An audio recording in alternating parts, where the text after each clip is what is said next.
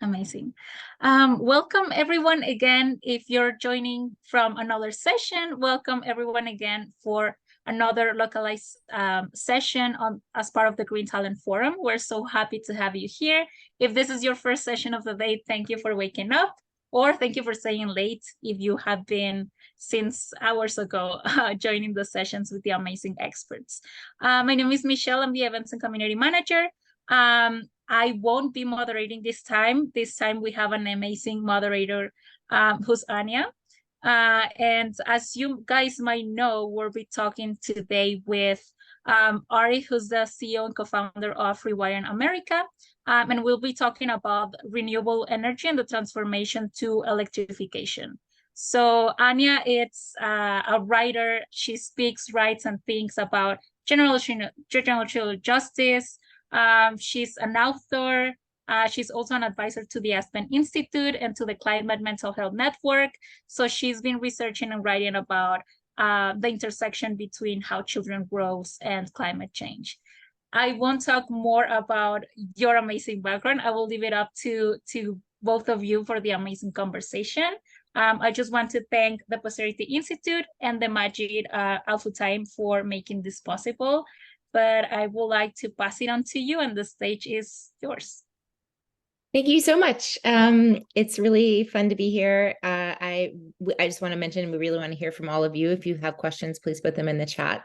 I'm so excited to be interviewing Ari Matuziak. He's the CEO and co-founder of Rewiring America. So I'm just going to have you just jump right in and explain, what is Rewiring America? Why does America need rewiring? Why do we need to electrify everything? Yeah, well, the world needs rewiring. And so it's great to be here this morning, and thank you for the time and the opportunity. So let me just lay out a little bit of context. If you just look in the US, 87% of US climate emissions come from the generation to consumption of energy. That is a significant amount that's largely known. What is less known is that there is 42% of those emissions come from decisions that people make around their kitchen tables. What kind of cars they drive, how they heat the air and water in their homes, how they cook their food, how they dry their clothes, and where the power comes for those things. And so what that basically means is that there's kind of a but-for in climate related to those kitchen table decisions, unless we swap out the machines that people rely on in their day-to-day lives with efficient electric ones. There is no way for us to hit our climate targets. And it's a lot of machines. It's 1 billion machines across 121 million households, each with their own timeline, with their own decision point, with their own kind of dynamics going on.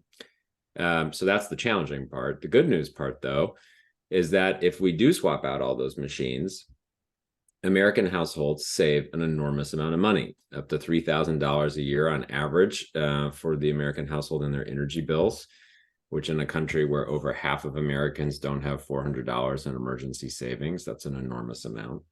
There are massive health benefits that come from basically not lighting things on fire in your house.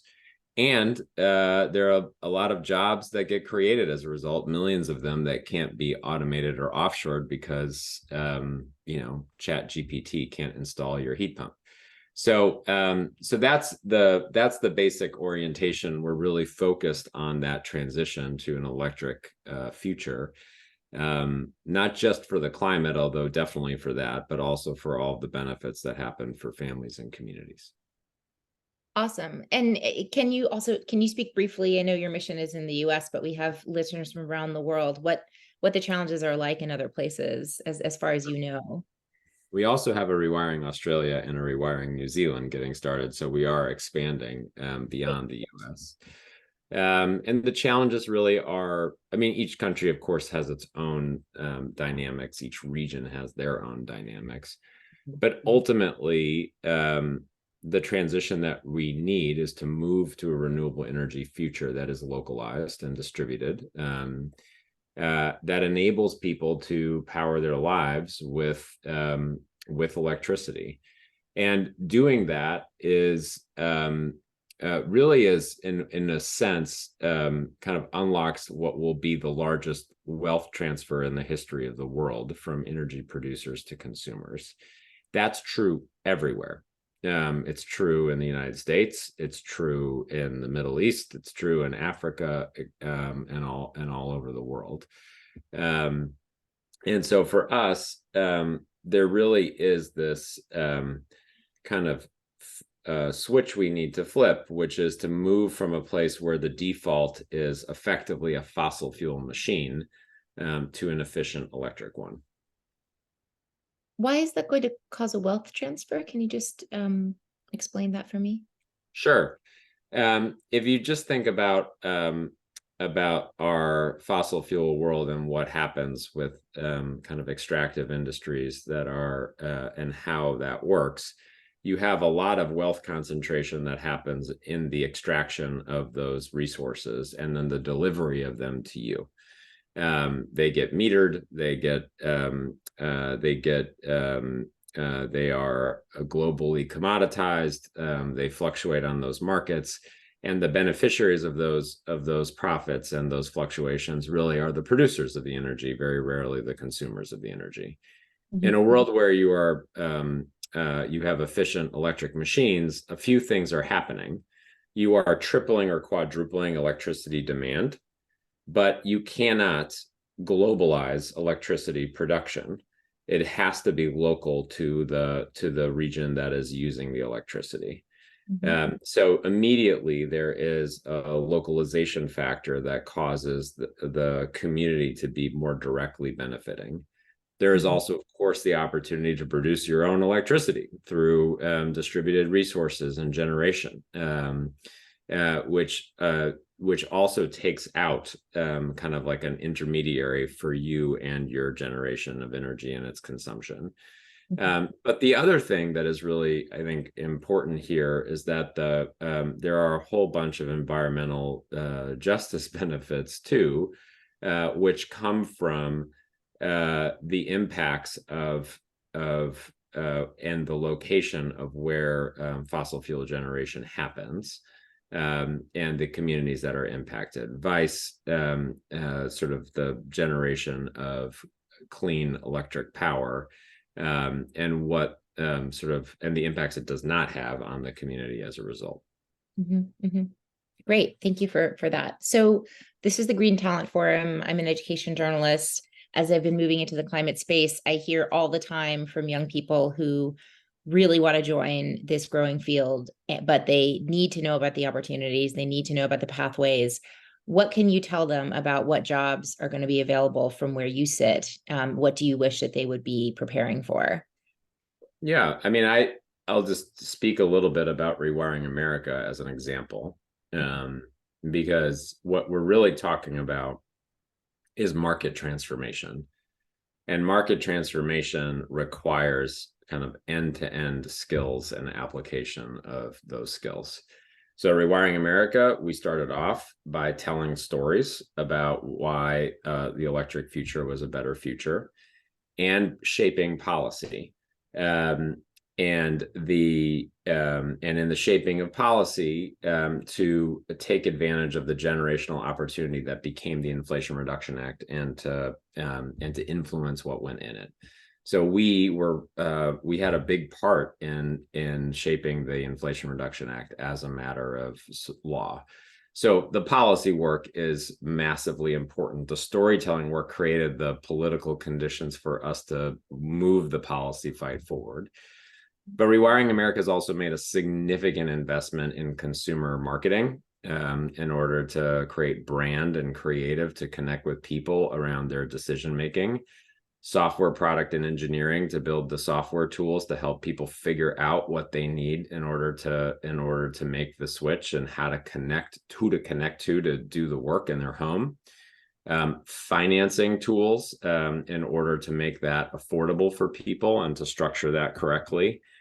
And then ultimately also engineering and technology sort of innovation, because effectively what we're talking about is a set of machines that are replacing another set of machines that can themselves be innovated on and engineered. And so if you just take us as a microcosm, the opportunity is across the whole swath of the economy. It's not local. It's not sort of endemic to one sector or one part. That's amazing. So really what you're saying is that there's space for everybody in this movement. Yes. In fact, I would say more so, there's an imperative that everybody gets involved in the movement. And, you know, actually, I left out one that's important, because I think too often people feel like they don't have a pathway in. It's too complicated. They don't know somebody. They didn't get the job that they applied for, and it's frustrating. A big part of what we're doing is enabling and empowering people to just talk to their friends and neighbors. And so being effectively an enthusiast and a citizen for a future that you believe in is in essence job number one for all of us in terms of making the transition. I will. Yeah, I totally get that. I think that makes a lot of sense. And I guess, you know, I'm sitting here with a heat pump in my kitchen and trying not to pass up the opportunities to talk to people about it. So yes, that's true. That it's a very good first step that hopefully is accessible to everyone. You know, what's not always accessible equally to everyone are opportunities in terms of education or the networks that you have. And so speaking of the importance of a just transition, what do we need to ask of our nonprofits, our governments, our educational institutions to ensure that the green energy transition, the renewable energy transition is a place of equal opportunity? Yeah. So for us, when we think about electrifying everything, you know, I mentioned the $3,000 a year that a household can save.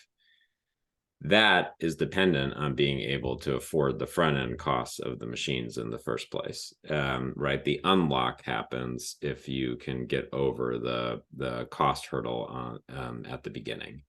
By the way, that's a big reason why on the policy front, we pushed to put in place a number of subsidies and incentives to pull that cost down.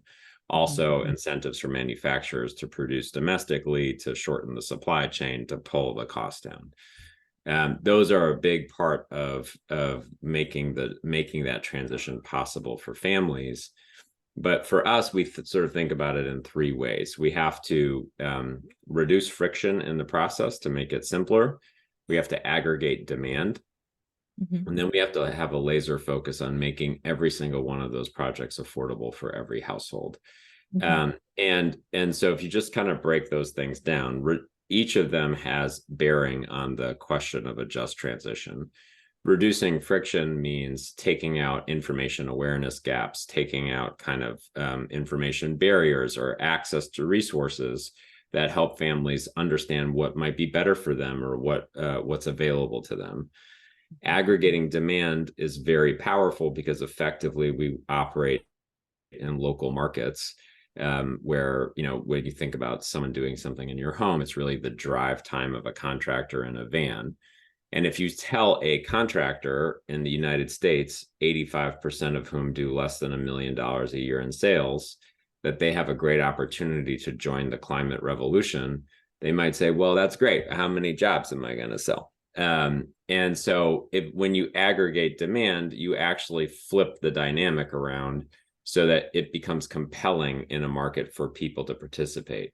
That aggregation of demand also allows us to have market leverage for particularly low-income and disadvantaged community households to negotiate with OEM, with manufacturers and distributors to pull in other sources of capital to help lower the cost. And so it is not easy work to do a just transition, but the way that I think about it is that there's no other choice, because the planet is not going to respond to trickle down climate policy.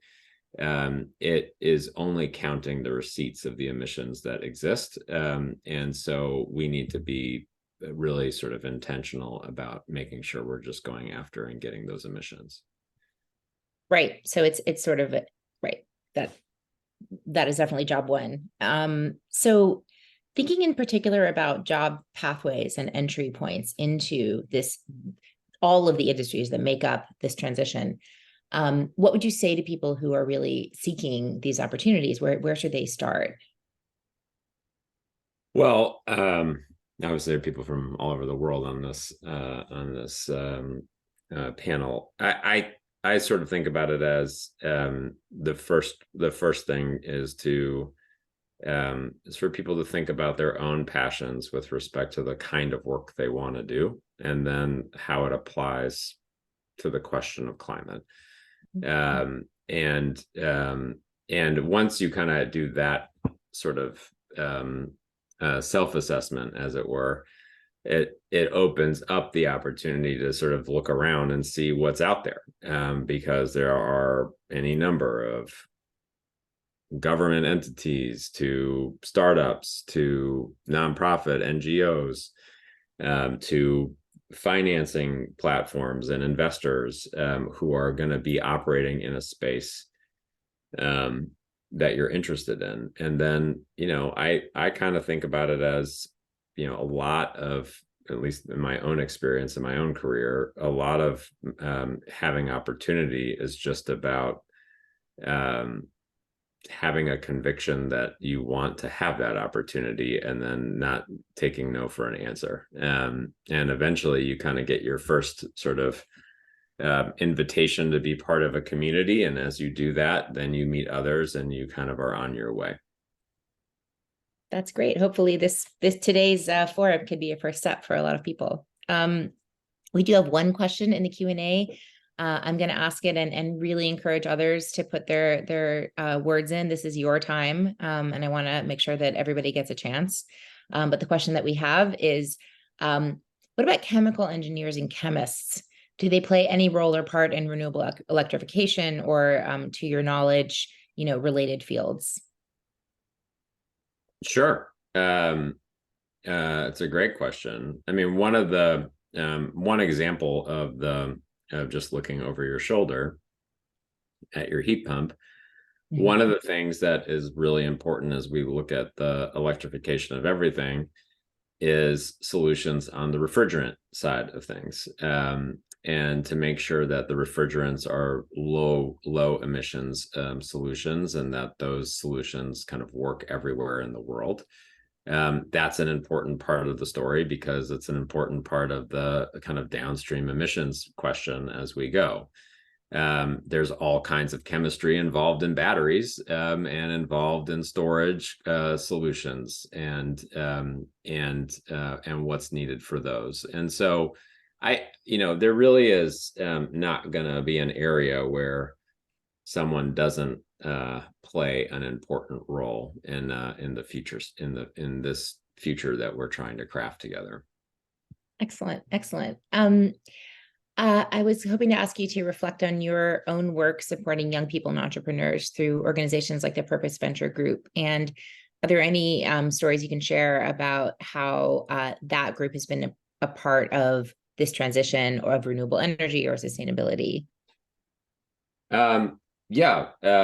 So we actually incubated Rewiring America out of Purpose Venture Group, which is an advisory firm that I started focused on with a partner focused on social impact and climate.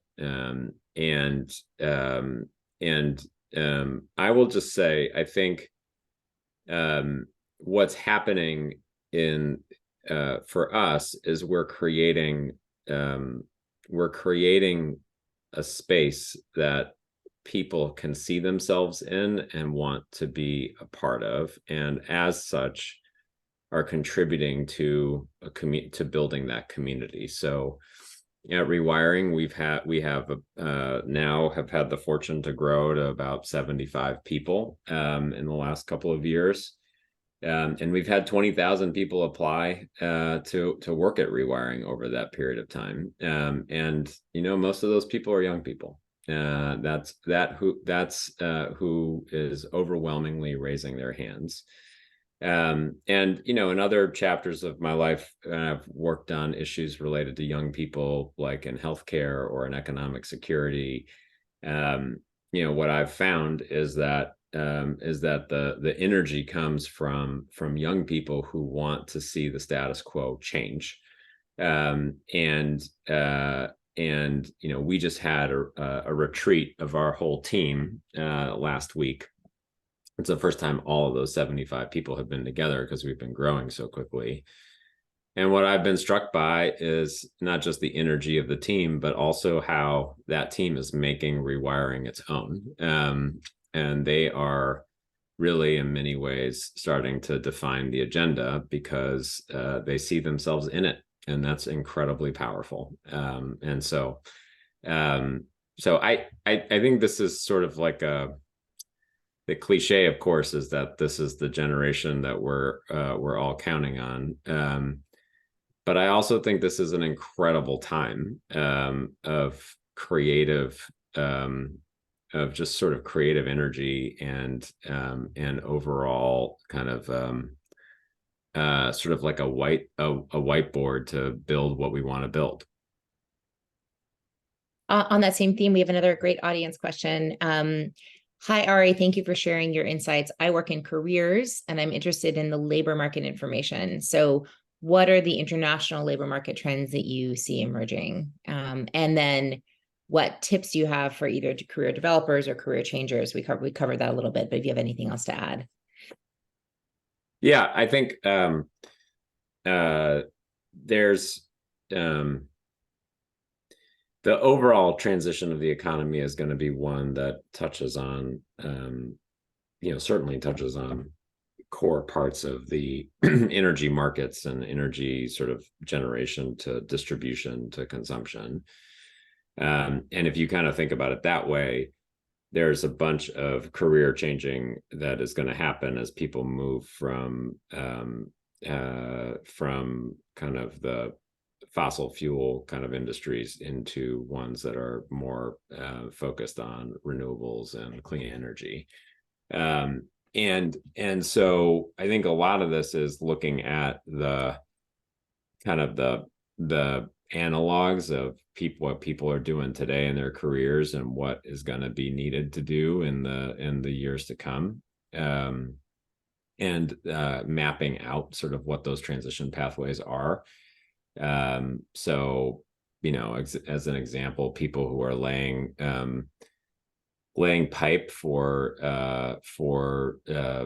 natural gas, like there's a whole set of industry around laying wire. Those are going to be that's like a very narrow example, but it's the kind of things that are happening all over the place for contractors who are used to installing gas furnaces. There's an opportunity for them to learn how to install heat pumps.